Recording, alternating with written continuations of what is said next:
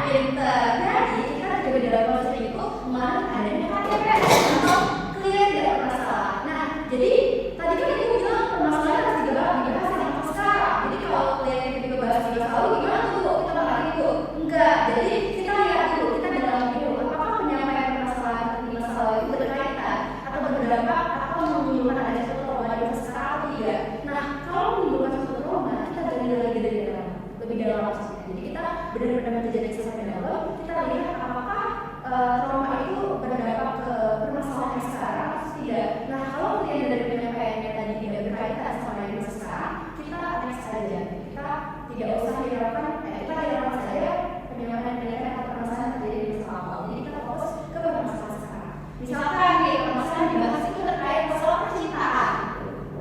Percintaan. Dia bilang, ibu saya trauma bu, di masa lalu saya pernah selingkuh sama cowok saya gitu. Terus berarti dia ngomong di trauma dia trauma, dia nggak lagi pacaran gitu. Tapi kita tanya dia sekarang, apakah dia sekarang punya pacar atau tidak? Kalau dia punya pacar berarti trauma itu tidak ada sebenarnya, itu cuma pemikiran biasa saja. Jadi kita perlu konfrontasi itu, perlu penjelasan apakah penyampaian yang disampaikan tadi itu benar atau tidak. Karena namanya dia ya orang sedang bermasalah, itu biasanya tuh menjelaskan sesuatu itu agak tidak utuh, jadi kayak ada penyampaian yang berbeda. Jadi kita perlu memastikan bahwasanya apa yang disampaikan itu benar-benar terjadi dalam dirinya. Itu ya. Terus ada keahlian. Apa keahlian? Berarti keahlian ini dituntut siapa? Kalian tahu soal kira-kira? Iya benar. Jadi keahlian ini yang dituntut untuk ahli adalah konselor. Apa sih maksudnya keahlian? Seorang yang melakukan pendidikan S1BK, S1BK. pendidikan kepolisian. Iya. Apa profesi BK disebut apa? Ada yang tahu? Ada yang tahu? P PPK, benar sekali. Pendidikan profesi konselor seperti itu. Terus ada asas kepemilikan diri. Ada yang tahu apa itu asas kepemilikan diri? Ada 3 apa?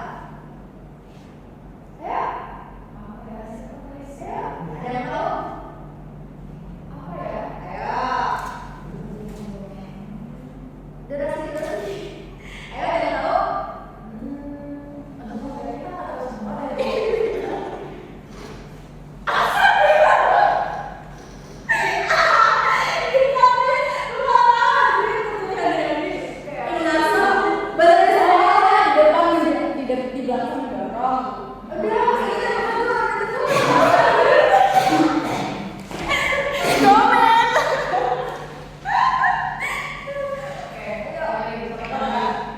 Oke, yang selanjutnya itu adalah asas kepemilikan diri. Kira-kira ada yang tahu tidak? Ada 3 poin di dalam asas kepemilikan diri. Yang tahu? Kalau tidak salah, kepemilikan diri itu ada di poin ketiga. Dan poin 1 itu adalah ingat 1 Ya.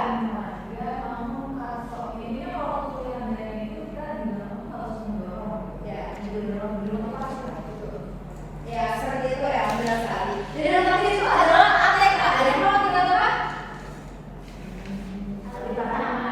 Iya betul. ATK ini alih tangan kasus atau referral ya. Alih tangan kasus. Apa sih yang apa kita memberikan tangan kita kepada orang lain? Bukan ya. Itu cuma perumpamaan saja. Jadi ketika kita mengalami atau mendapatkan kondisi di mana kejadian ini permasalahan itu yang kira-kira itu bukan bagian ranah konselor atau konsultasi. Jadi kita mengalihkan ke tenaga ahli yang sesuai. Misalkan dia sebetulnya permasalahan itu terkait yang membutuhkan obat-obatan gitu. Kita kan konselor itu nggak bisa obat ya. Jadi kita alihkan ke siapa? Psikiater. Gitu. Oke, terus kita udah bahas terkait konseling ini. Kira-kira anak-anak ada yang tahu nggak sih tujuan dari konseling itu apa aja sih?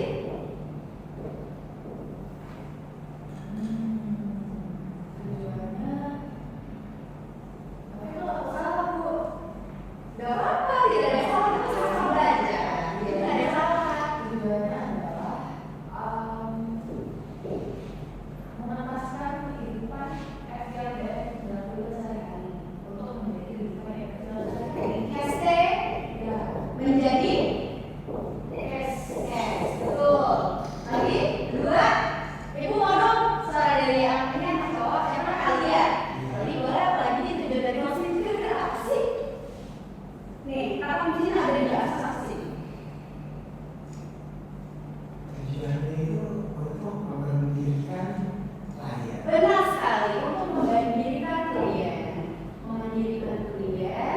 supaya mandiri.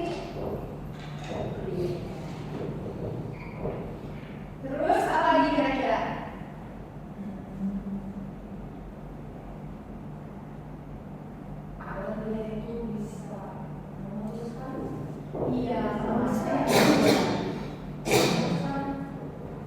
rumusan tujuan dan menentukan. Nah, terus ada untuk membantu klien mengenali dirinya sendiri, gitu ya. Membantu mengenali dirinya. Oke. Terus kita bahas terkait adanya pentahapan-pentahapan dalam konseling. Ada yang tahu kira-kira ada berapa tahap dalam konseling?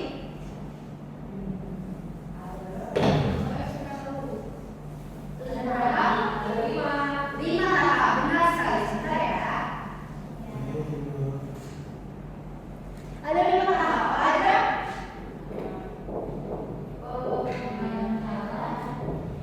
Benar ya. Konflik. Oke, nomor 1. Pengantaran, benar. Pengantaran. Lalu nomor 2. Penjajakan. Ya kalau belum nih pengantaran itu kan gimana nih? Penjajakan. 3. Penafsiran. Penafsiran. 4. Pembinaan. Dan terakhir penilaian. Betul, penilaian. Nah, ada 5 tahap dalam konseling. Apakah kelima tahap ini penting untuk dilaksanakan atau diterapkan dalam proses konseling? Perlu. Nah, apakah perlu adanya tuntutan dalam proses konseling? Perlu. Kenapa kalau perlu? Karena nanti tidak akan optimal Bu dalam menyelesaikan permasalahan dari Betul. Jadi dalam proses konseling juga kita membutuhkan adanya tuntutan. Nah, tuntutan ini juga masuk ke dalam nanti teknik konseling ini kita akan belajar nih. Jadi pengantaran itu adalah proses awalan yang dimana konselor itu melakukan attending namanya atau memberikan klien, terus juga menyebutkan secara hangat, terus juga melakukan konten dan sebagainya. Itu maksudnya pengantaran. Nah, di dalam pengantaran juga ada perstrukturan. Adanya perstrukturan. Ada yang tahu apa itu perstrukturan? Minggu kemarin kita sudah sama-sama bahas terkait perstrukturan. Ada yang tahu? Kalau tidak tahu nanti kita bahas di posisi itu, oke? Terus ada penjajakan. Penjajakan ini adalah proses kedua. Setelah konselor menyambut klien, kita ada tahap penjajakan. Jadi di mana konselor itu menjajaki secara dalam atau menggali di dalam permasalahan itu seperti apa. Menggali atau menjajaki. Terus ada penafsiran. Penafsiran ini maksudnya adalah ketika selesai proses penjajakan, maka konselor itu melakukan penafsiran, menyimpulkan apa saja yang sudah disampaikan oleh klien di tahap penjajakan. Terus ada pembinaan. Nah, pembinaan ini adalah ketika proses ini sudah selesai, maka muncul tahap pembinaan di mana konselor itu membina klien, terus juga mengajak klien untuk memutuskan tujuan dan menentukan langkah ke depan itu seperti apa. Dan terakhir adalah penilaian. Ada yang tahu ada berapa tahap penilaian? 3 bulan penilaian. Ya, apa itu riset? Riset, terus ada apa lagi? Jawaban dan satunya pintar. Oke, sudah. Nanti kalau lebih kulik lebih dalam mungkin di JIS aja ya guys. Karena kita yang hari ini adalah lebih JIS.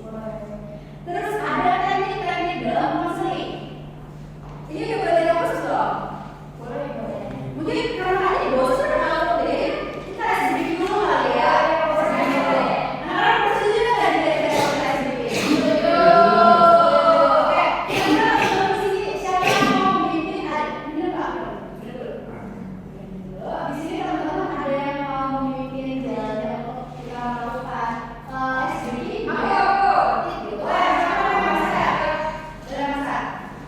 Ibu duduk ya.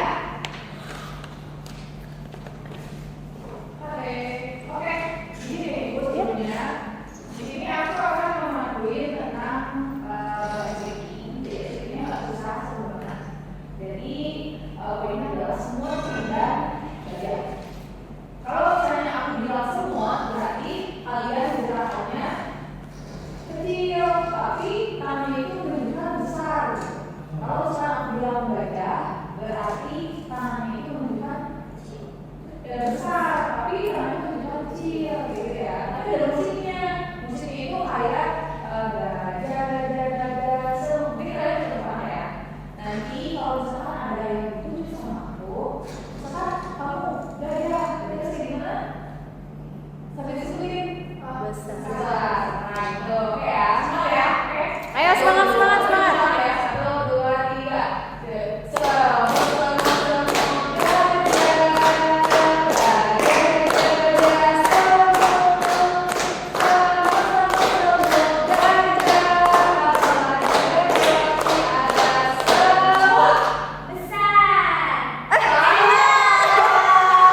Ayo dilatih anak-anak kefokusannya.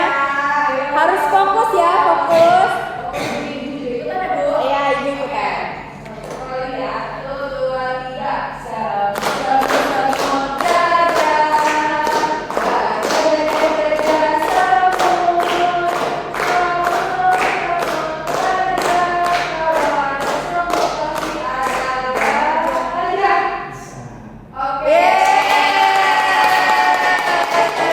Untuk masa yang sedang memimpin jalannya. Oke, tadi kan kita bilang kita akan ngebahas apa? Teknik. Betul, teknik-teknik dalam konseling. Oke, jadi selanjutnya kita akan membahas teknik-teknik dalam konseling. Ada dua teknik dalam konseling. Ada apa aja tekniknya? Teknik khusus dan teknik Umum. Iya, betul, teknik umum dan khusus. Jadi teknik umum itu adalah satu teknik yang digunakan untuk membantu proses jalannya proses konseling itu lebih efektif. Khusus ini digunakan untuk mengubah perilaku daripada klien tersebut. Misalkan apa? Misalkan yang tadi konfrontasi, contohnya konfrontasi, terus ada kursi kosong. kepembinaan masuk nggak sih Bu? Kalau ini apa dong teknik umum? Ada apa aja? Ada proses konseling. Nah, kalau ini adalah untuk mengubah perilaku. Cukup? Oke, kalau gitu sesuai kesepakatan awal kita akan main games.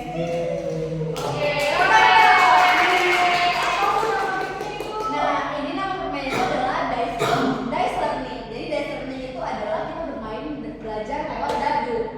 Nah, ini peraturannya ini kan ada dadu itu ada berapa apa sih? Ada 6. Di sini karena mahasiswa cuma ada 5, jadi angka 6-nya kita anggap tidak ada ya teman-teman. Jadi peraturannya itu adalah di mana ketika ibu melempar dadu, misalkan ya, dilempar nih dadunya. Maaf, ketahuan kenceng. Ini muncul angka 3. Berarti nanti yang di angka 3 itu akan maju. Ibu bagikan dulu ya nomor-nomornya. Ini Mita nomor 1, Diva nomor 2, Aldi nomor 3, Marsa nomor 4, dan Salsa ada Pak. Udah siap? Siap. Kita mulai ya. Oke. 1, 2, 3. Berapa? 5. Ya. Jadi yang kelima siapa? Aku. Salsa.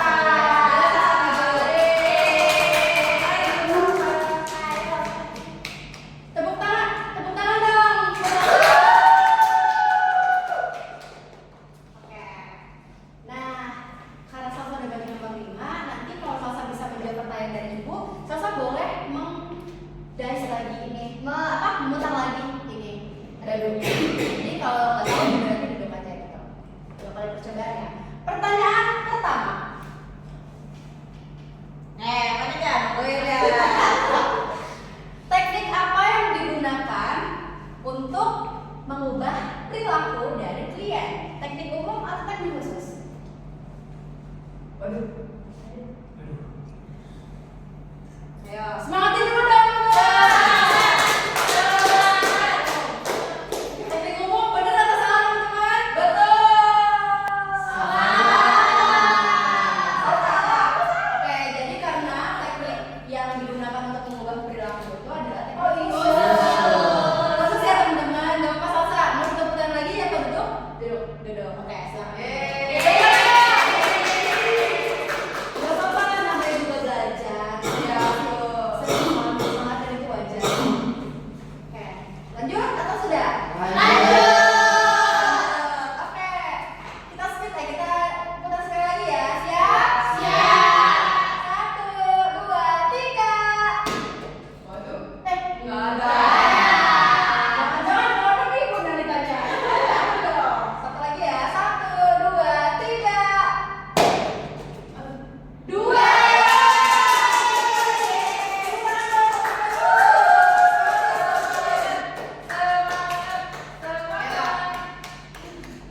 Perhatikan pertanyaannya. Ketika klien menyampaikan dua penyampaian yang tidak relevan, tidak sama,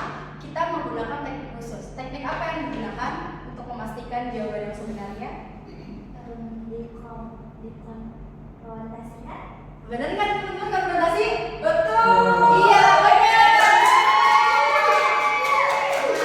Jadi ketika ada penyampaian klien yang keliru di 2 kali, kita perlu mengkonfrontasi untuk memastikan apakah penyampaian itu benar atau tidak. Betul. Sekali lagi tepuk tangan dong. Nah, karena Rika tadi sudah benar menjawab, jadi Rika boleh lempar. Boleh lempar. Siapa ya ini? Siapa ya? Siapa nih? Ya. Iya, dilempar Ibu. Wah.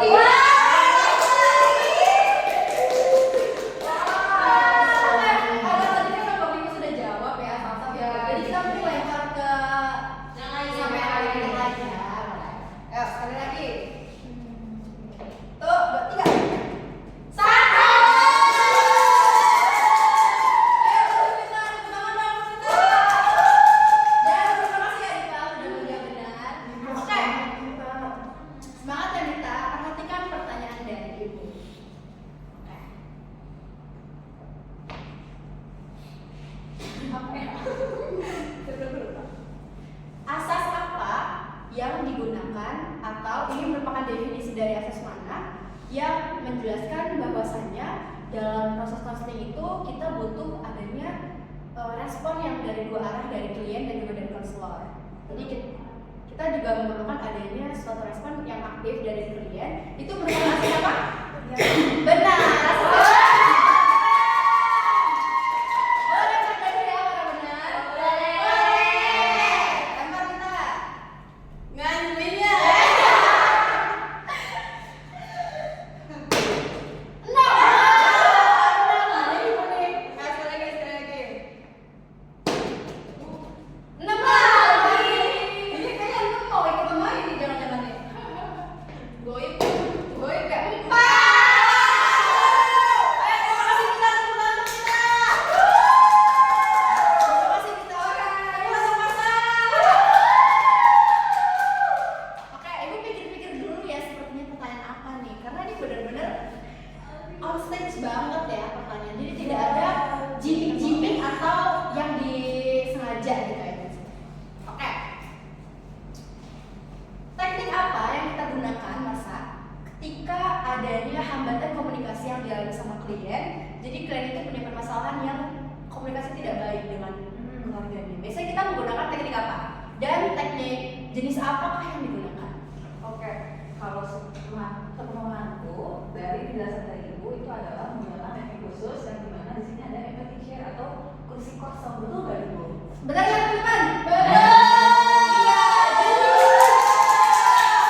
Oke, jadi ketika kalian nanti menemukan adanya klien yang kurang memiliki komunikasi yang baik, sering memendam masalah dan sulit untuk mengungkapkan apa isi perasaan kepada orang lain, kalian bisa menerapkan adanya empty chair atau kursi kosong. Nanti kursi kosong itu digunakan untuk mengajak klien latihan gitu berbicara untuk apa saja sih kira-kira yang ingin disampaikan oleh klien kepada orang-orang yang ditujukan. Seperti itu ya. Tepuk tangan dong untuk Masa.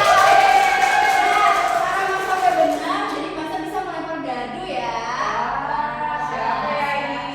Wow. Ayo, penasaran nggak nih siapa? Penasaran. Ayo, Lagi ya. Kamu kan jalan lagi. Ya. Lima lagi. Emang kita langsung tunjuk aja kali ya udah. Oke, karena mungkin ini sudah semua, jadi kita langsung saja manggil nomor 3 Aldi. Masa guys. Aldi, halo Aldi. Aldi siap untuk pertanyaannya? Siap. Siap. Oke. Siap. Tadi ada 10 asas yang sudah Ibu jelaskan. Aldi boleh memilih untuk menjelaskan asas mana yang Aldi pahami. Asas apa kira-kira apa yang Aldi sampaikan ke teman-teman? 2 asas. 2, ada 10 loh. Ada 10. Ayo, boleh Aldi. Mungkin saya akan menjelaskan tentang asas keterbukaan dan asas kerahasiaan. Iya, boleh silakan. Kalau yang saya dapat dari Ibu, asas keterbukaan adalah di mana konselor membantu klien untuk lebih terbuka, ya kan? Nah, habis itu begitu. Terbuka apanya nih? Terbuka kerudungnya kah? Apanya nih? Bajunya nih terbuka apa? Terbuka kayak permasalahannya mungkin. Oh, jadi dia mau membuka diri ya. Oke. Terus tadi satunya? Tadi satu lagi asas apa? Kerahasiaan. Anak-anak. Iya. Iya. Oke, kerahasiaan apa nih kira-kira asas kerahasiaan? Asas kerahasiaan. Gimana nih? Waduh, gimana semangat kali dong, teman?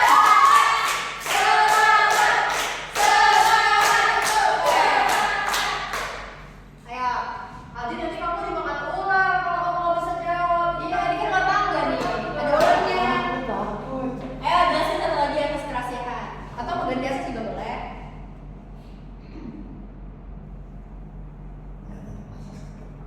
Asas kerahasiaan. Boleh, apa tuh asas kerahasiaan sama Muhammad Ali?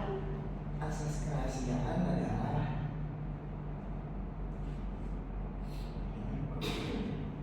Nggak apa-apa.